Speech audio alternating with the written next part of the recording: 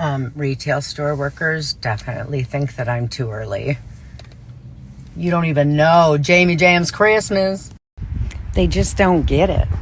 Today's coffee is brought to you by a coffee that I misplaced somewhere, but I at least had shoes on when I walked into the CVS today. I've been trying for a few days to get pictures and videos of the surprise caroling that happened on Saturday, which was just awe-inspiring and really awesome and amazing. I'm super grateful for my cousins and family and friends that showed up. So my mom's doing okay. She's engaging, and, you know, a girlfriend of mine had said, like, can I bring anything over? Can I come over and bake cookies with her? And I was like, well, her legs don't work. And she's like, well, maybe she wants to sew. And I was like, well, her hands aren't real great either, but she's still hanging in and telling me where to put pictures and decorations and lights. You know, we're hanging out. She's camped out in our dining room, which is decked to the nines for Christmas. Surprised the CVS worker. She forgot what month it was. She was like, she looked at me and I could see that her brain skipped. And I said to her the same thing that my mother and I have told people that come to visit, of like, we're just really early this year. Just super early. Super early. Hospice is a weird thing, right? Like, my mom came home while she was conscious. She called Snowflake, and she should have. And she did it because she knew that her body was done and she was out of gas, right? And so being able to bring her home and see people, and it's been wonderful to be able to give her that time, because she had so much time taken from her in trying to navigate being sick. My aunt came over last night and was like, I came home from Florida in February and your mom was on the porch and like, oh, I'm just getting over walking pneumonia. And it's like, that's since then, it's like, what the fuck happened? It's like, I know. I'm putting up Christmas decorations. I don't know. I had another friend like ask, you know, like, what happened? Like, what's the diagnosis? And it was like, we don't know. Technically, it's congestive heart failure, interstitial lung disease, but it didn't start in the heart and lungs. Unfortunately, my mother's body is what is killing her is she will not. Her body is no longer able to recover from the malnutrition she suffered for 4 months.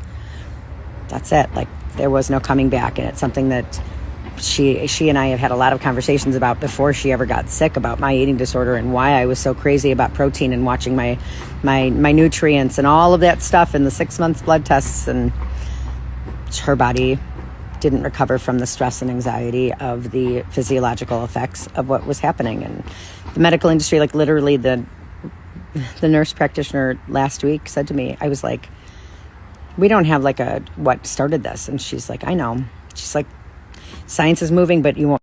She said, science is moving, but we probably won't know for 30 years what the catalyst was. Like, it's without a label. And it's like, well, just so you know, like, the 4 years that I researched before this and then adding this to it, it's linked to neurodivergency and ADHD and the way our body processes hormones and deals with stress and anxiety and the chronic inflammation that causes. And then that chronic inflammation causes cancer and sicknesses, like, period. We know, the medical community might not know, but we know what stress and anxiety has done and how it physiologically affected the body. Like, it's pretty prevalent, but the medical industry isn't necessarily set up to treat that quickly.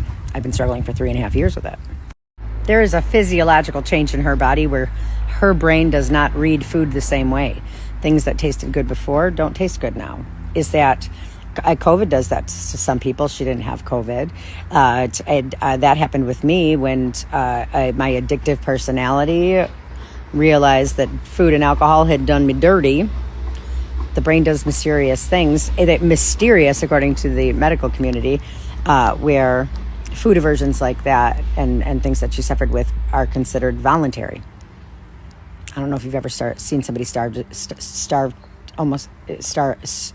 death for 4 months. Look at me in the face and tell me that was fucking voluntary.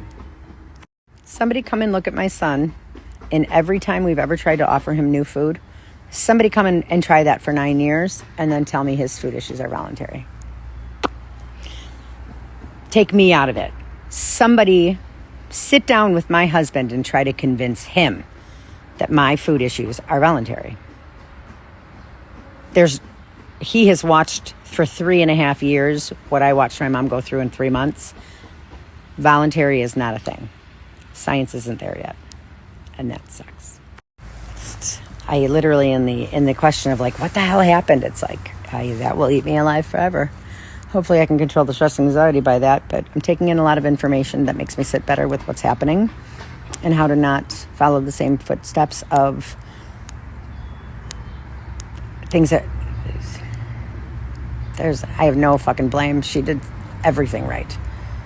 I've never seen somebody try so hard their whole life to be in control of their avatar, and it just worked against them because their avatar didn't work like everybody else's. One size does not fit all for medications people.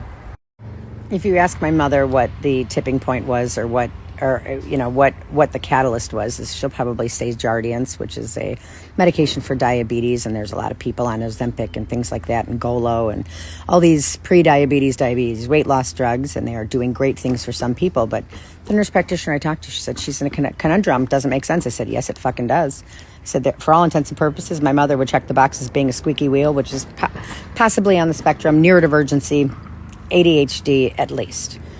I said, which means her body doesn't run the same hormonally, and much like mine and my son's, and medications don't work the same. So that 20% of medications that don't work for everybody, they're going to find out that people whose brains are squeaky wheel or ADHD don't fucking work that way. And I'm grateful I have the research and the tools and the words to say to my mother to help her feel more comfortably when she thinks it's a big-ass question mark. And I can say things to her like, Mom, I saw a reel today about ADHD and autism in females, and I want to give you some perception. I research Anna, like for all intents and purposes, ADHD, no question. Apples did not fall far from the trees. But ADHD people have 4 times the amount of thoughts per minute than non-ADHD people.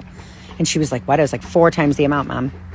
I said, autistic people, when they're sleeping, when their brain's at rest, come up with 40% new thoughts than non-neurodivergent people while they're sleeping. Remember how your whole life you'd be like, oh, I just fixed this problem I've been ruminating about in the back of my mind while I was sleeping? Einstein did that. That is a neurodivergency. That is an autism thing. And it doesn't matter what it is, but that is good to know in this theory, because what's considered unknown for you is not considered unknown for Grayson, Mom. Like, you don't necessarily have an autism diagnosis, but Grayson does. And Grayson and I, with our autism diagnosis, qualify for genetic testing, because 2/3 of the amount of people that outwardly show signs of brains like ours, squeaky wheels, 2/3 of them have an autoimmune or a genetic disorder that causes physiological sicknesses like this. The unexplained. Science isn't there yet. They didn't consider how female hormones really fuck shit up and change shit. So we weren't studied, and that's okay. But like, I don't want you to close your eyes for the last time and think that it's a question mark. It's like, Mom, you can't run upgraded software on old hardware. And your brain worked so fast your whole life that the hardware didn't really stand a chance. Your knees were going to need to be replaced. Your joints were going to be bad. You were going to get arthritis because of the way that your body processes. It is just what happens. Like if you have an iPhone that is too old and you try to upgrade it and get the new software on it, it gets too hot. It burns up. Like, that is the equivalent, I said. And it's not just a theory, Mom. Neurodivergent brains and ADHD brains don't prune themselves. Whereas normal human brains will eventually like prune the tree like a bonsai, where it's like, oh, I don't have to remember that my shoes in grade school were black with a little saddle shoe, and then I had red glasses. Like, it's just like, you don't remember the details like that. You and I don't have the ability to not remember that. And so it leaves all these tabs open. That burns out the computer. We don't like it, but it's not a question mark, Mom. Right now, today in this timeline, it is a question mark for Jamie Haley, but I know that in 30 years, when I'm 70-something, it will be less of a question mark for me, and I will fight like fucking hell to make sure it is a known fact and preventable thing for Grayson. That's it. That's what we can do. You called Snowflake because your avatar it fought as hard as it could, but we're going to keep fighting the fight, James. Let's put up more Christmas decorations. Right now, somebody on Absolutely Antioch asked what the blow-ups were, the Christmas ones, and the community responded very, very nicely. Usually it's kind of a shit show over there. And my aunt called me and she said, people are asking if they can do anything, and I said, we can give the address, and if they want to send Christmas cards. So people sent Christmas cards. Somebody commented and said, I put Christmas lights up professionally, and I'll put Christmas lights on any house she can see. And it's like, well, shit. I don't know. It's like, if you have them, we'll put them up. And it's like, okay, well, how about just our house? And so right now I'm going through everything that we have to see if I can find icicle lights enough to put on the house, because somebody said they can come by today or tomorrow. And it's like, oh, that's okay. Big surprises. Let's keep going, right? So that's happening. And then somebody else reached out and said, can we carol again? And I said, I don't know. They kind of surprised us the first time. I was like, you know what? If we put lights in the house, I don't see why not. But I don't have plans for that right this second. And we're taking it one day at a time. If you want to send a Christmas card, the address is 1027 Osmond Avenue in Antioch, to Jamie Haley and family.